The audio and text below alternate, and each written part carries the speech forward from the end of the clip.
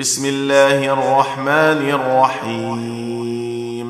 شروع اللہ کے نام سے جو بڑا مہربان نہایت رحم والا ہے، جو نہایت مہربان ہے۔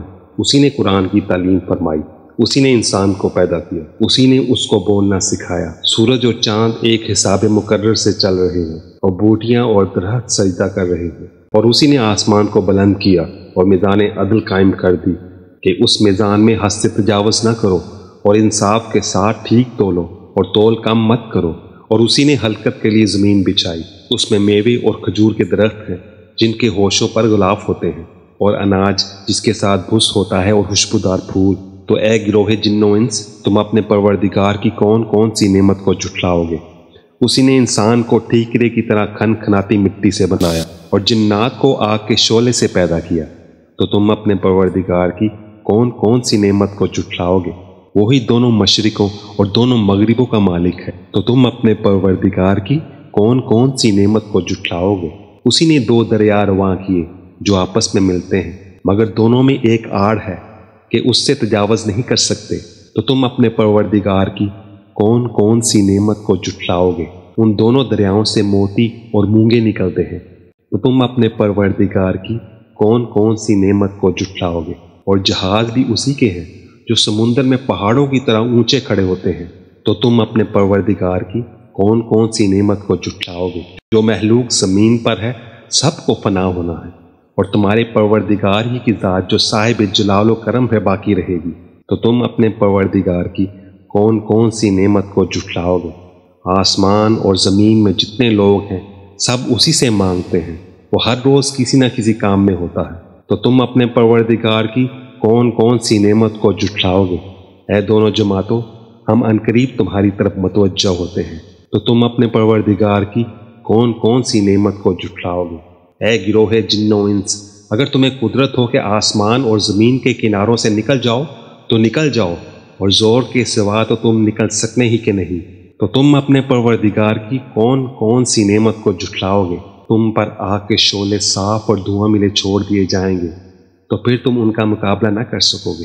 تو تم اپنے پروردگار کی کون کون سی نعمت کو جھٹلاؤ گے؟ پھر جب آسمان پھٹ کر تیل کی تلچھٹ کی طرح گلابی ہو جائے گا تو وہ کیسا ہولناک دن ہوگا۔ تو تم اپنے پروردگار کی کون کون سی نعمت کو جھٹلاؤ گے؟ تو اس روز نہ تو کسی انسان سے اس کے گناہوں کے بارے میں پرسش کی جائے گی اور نہ کسی جن سے۔ تو تم اپنے پروردگار کی کون کون سی نعمت کو جھٹلاؤ گے؟ گناہگار اپنے چہرے ہی سے پہچان لیے جائیں گے، تو پیشانی کے بالوں اور پاؤں سے پکڑ لیے جائیں گے۔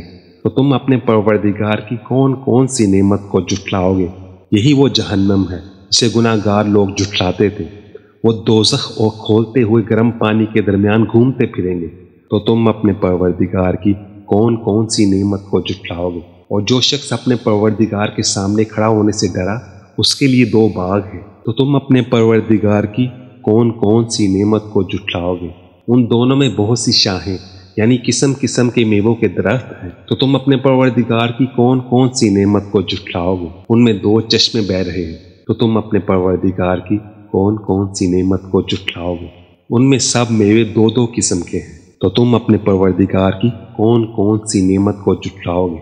اہل جنت ایسے بچھونوں پر جن کے استر اطلس کے ہیں تکیہ لگائے ہوئے ہوں گے، اور دونوں باغوں کے میوے قریب جھک رہے ہیں۔ تو تم اپنے پروردگار کی کون کون سی نعمت کو جھٹلاؤ گے؟